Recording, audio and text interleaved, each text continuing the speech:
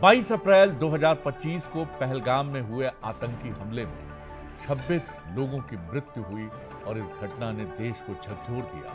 इस हमले के बाद विपक्ष ने एकजुट होकर सरकार का समर्थन किया, जो कि बालाकोट एयर स्ट्राइक पर सवाल उठाने वाली विपक्ष की पिछली रणनीति से बिल्कुल उलट है और यह भारत की शानदार लोकतांत्रिक और गौरवशाली प्रजातांत्रिक परंपरा का उदाहरण है।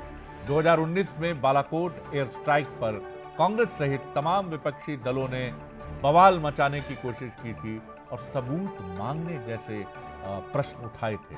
हमले का राजनीतिक फायदा ऐसे तंज भी सुनने को मिले थे और पहलगाम हमले के बाद मंजर एकदम मुख्तलिफ था, भिन्न था और यहां जो बात सामने आई है, वहां विपक्ष ने भारत के साथ हम कदम होकर चलने की बात की और ये कहा कि वो पूरी तरह से भारत के साथ खड़ा है। राजनीतिक समीक्षकों का मानना है कि बालाकोट पर सवाल उठाने पर बीजेपी ने इसे एक बड़े मुद्दे में तब्दील कर दिया था और इसका खासा नुकसान विपक्षी दलों को 2019 में हुए लोकसभा चुनाव में उठाना पड़ा था।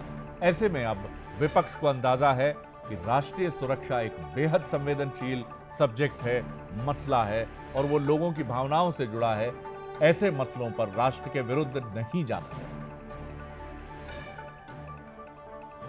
हमले के दिन से ही भारतीय राष्ट्रीय कांग्रेस ने साफ तौर पर सशस्त्र बलों और सरकार के साथ एकजुटता से खड़े होकर सीमा पार आतंकवाद के खिलाफ हर निर्णायक कार्रवाई का समर्थन किया था। वर्किंग कमेटी में हमारा डिस्कशन हुआ, पूरा समर्थन, full support to our forces,